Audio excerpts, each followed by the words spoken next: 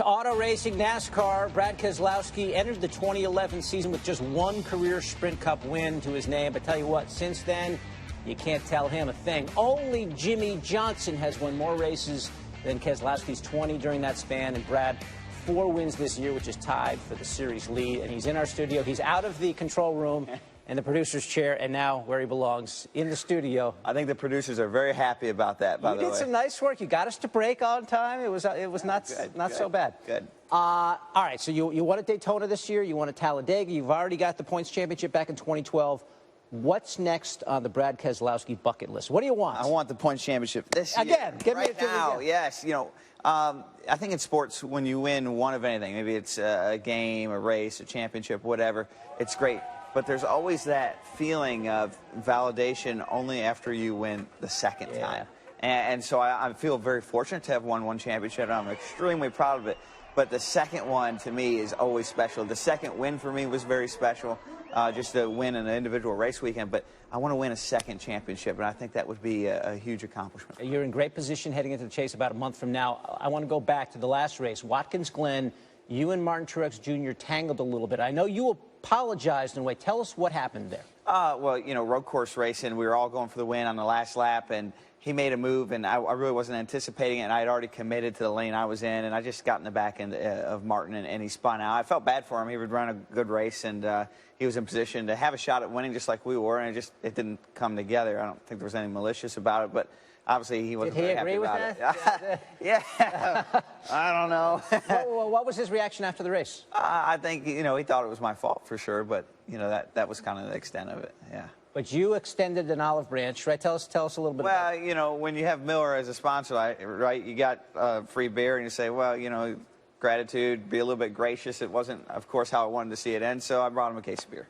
Okay, now the team owner, Barney Visser, had this to say about getting that gift on the team plane. He threw a case of beer on our plane just before we took off, not Brad, but one of his guys in it had a little note on it, sorry, dude.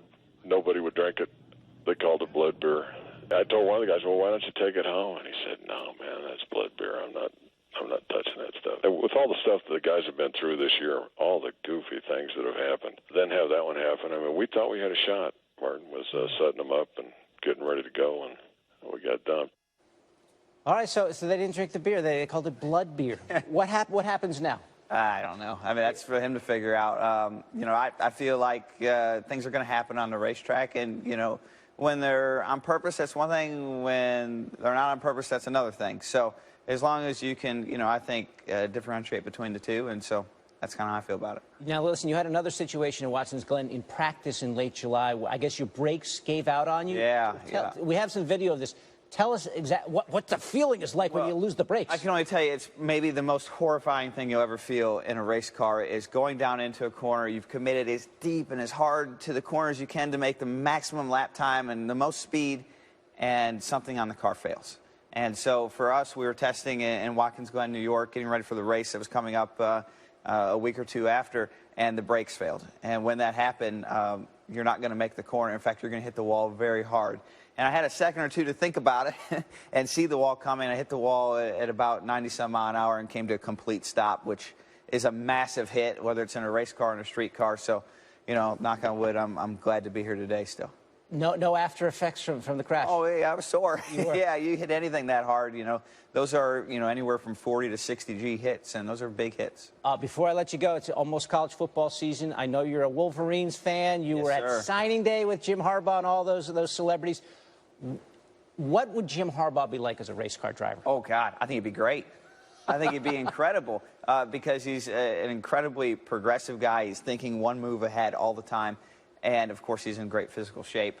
So I think he'd be excellent. All right, there you go. He has all the attributes you would need to be a great race car driver. If he's in the rear view, you might be a little bit concerned because he's a little crazy too, right? He'll go for it, that's for sure. You know, I don't know if it's crazy or he's just willing to put himself out there and make the move that it takes to win. He's a winner, that's for sure. Hey, Brad, best of luck to you. Thanks for stopping by. Much. Brad Keselowski getting ready to get into the chase in a month or so.